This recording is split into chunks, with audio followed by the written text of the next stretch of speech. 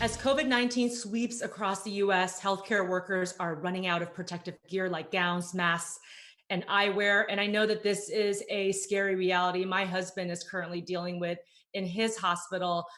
They're trying to find novel ways to reuse masks, Dr. Batra. Yeah. Everybody's in a panic because they don't know when these materials are going to come in and whether or not they're going to have enough to meet the upcoming surge.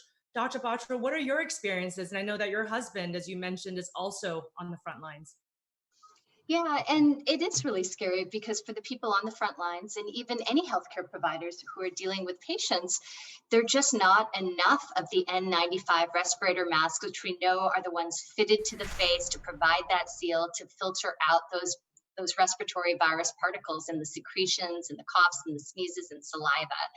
So it's a scary, scary news story coming out of New York. We've seen it in Italy, where the people on the front lines are risking their lives. They're being asked to reuse equipment that was meant for single use. Now, a number of the companies have stepped up. They are going to be processing and creating more masks, but it takes time. And so that's the lag, is getting more of this PPE or personal protective equipment to the people most at risk. And Dr. Batra, there's actually some really cool and inspiring stories of sewing circles and Yes. manufacturers making cloth masks, which of course is nowhere near as good as the N95s or the surgical mask, but it does provide some level of protection. And I think a lot of people are also wondering, should I be wearing a mask when I'm going to the grocery store or going to the post office? What are your thoughts about that?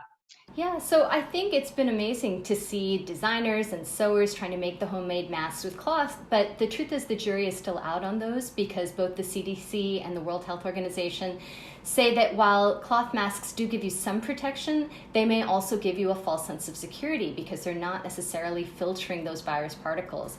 So I think if you feel the need to wear a mask, and a cloth mask in particular, it's probably going to help you to some degree, but still practice that 6 feet social distancing measure because that's going to keep you far enough away from those respiratory and virus particle droplets.